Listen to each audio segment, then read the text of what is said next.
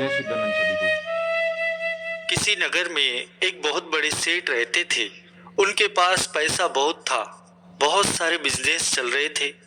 जैसे जैसे उनके बिजनेस बढ़ते जा रहे थे, उनकी भक्ति प्रभु में बढ़ती जा रही थी। लेकिन समस्या ये थी कि उस व्यापारी के पास में समय नहीं था कि भगवान की भक्ति कर सके। बहुत सारे मंदिर तो उसने बनवाए, लेकिन वो खुद कभी पूजा करने नहीं गया। उन्होंने बहुत सारे पुजारी रख दिए और पुजारियों को ये भी कह दिया कि आपको सुबह शाम पूजा करनी है।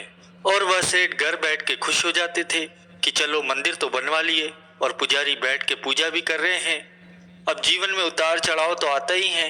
तो ऐसे ही उस सेठ के बिजनेस में भी बहुत बड़ा घाटा आ गया। अब घाटा भी कोई छोटा मोटा घाटा नहीं था, पूरे 100 करोड़ की जरूरत आन पड़ी उन्हें। और जब उन्हें लगा कि कहीं से भी पैसा अरेंज करना मुश्किल है, तो वो उदास होकर बैठ गए। अचानक उन्हें याद आया कि मैंने इतने सारे मंदिर बनवाए हैं, भगवान को खुश किया है, तो चलो अब चल के उनसे ही मांग लेते हैं। तो अगले ही दिन सुबह सुबह वो मंदिर पहुंच गए। उस व्यापारी ने इस बात का खास ध्यान रखा कि एकदम सुबह सुबह जाना है। सबसे पहले भगवान से मैं ही बात करूंगा, कोई और आके कुछ मांग ले और भगवान का मन खराब हो जाए तो। इसीलिए सबसे पहले जाके मंदिर पहुंच गए।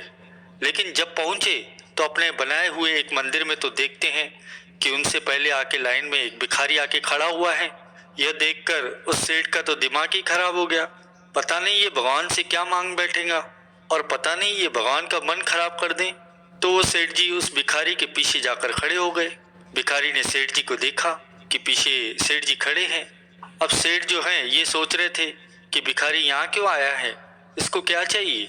और इधर भिखारी ये सोच रहा था कि सेठ जी यहाँ क्यों आए हैं, ये क्या मांगने आए हैं भगवान से, इतना सब कुछ तो है इनके पास। अब जैसे ही मंदिर के पट खुले, भिखारी ने कहा कि प्रभु सिर्फ 100 रुपयों की जरूरत है, 1-2 दिन खाने का कुछ प्रबंध हो जाए।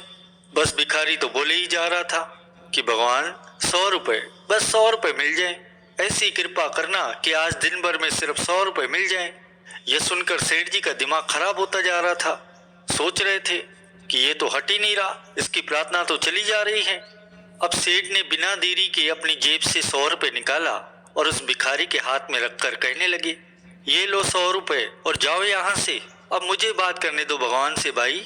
भिखारी 100 रुपये पाकर बड़ा खुश हो गया और भगवान को धन्यवाद कहते हुए चला गया कि वाह भगवान, आपने तो सुबह सुबह ही काम कर दिया।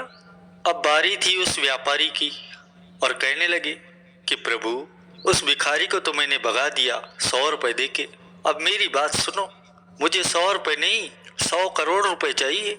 बस कहीं से भी उसका इंतजाम करवा दो प्रभु, बस मुझ पर कृपा बरसा दो। और यही बोले जा रहे थे बार बार। अब कमाल देखो क्या हुआ कि मूर्ति में से भगवान प्रकट हुए और कहने लगे कि तूने एक भिखारी से तो मेरा पीछा छुड़वा दिया, उसे 100 रुपये दे करके।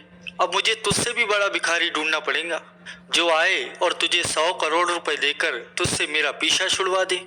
उस व्यापारी की आंखों में तो आंसू आ गए और वो रोते हुए कहने लगे कि प्रभु ऐसा क्यों कह रहे हो।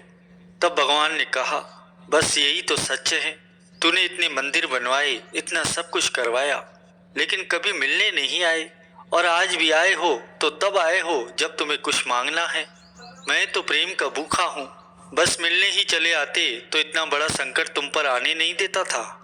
गुरुमुखों, ये बहुत ही छोटी कथा है जिसका सार ये है, जहाँ बहुत ज्यादा मांगा जाता है वहाँ प्यार समाप्त हो जाता है, प्रेम समाप्त हो जाता है। इसीलिए मांगना बंद कीजिए। अगर मांगना ही चाहते हो तो बस सब्र मांगे श्री गुरु महाराज जी से। मुझे धैर्य दीजिए, सब कुछ मैं अपने दम पर कर लूंगा, मुझे सब्र दीजिए, आपका नाम जपने की शक्ति दीजिए, 5 नियम निभाने की शक्ति दीजिए और अपने चरणों में लगाए रखिए, क्योंकि एक यही नाम है जो अंग संग सदा साथ रहता है। इसीलिए जब भी हम श्री गुरु महाराज जी से कुछ मांगे तो बस नाम जपने की शक्ति मांगे। जय गुरु को। Thank you so much. Video like करना, सब्सक्राइब करना। जय सिद्धानंद सभी को।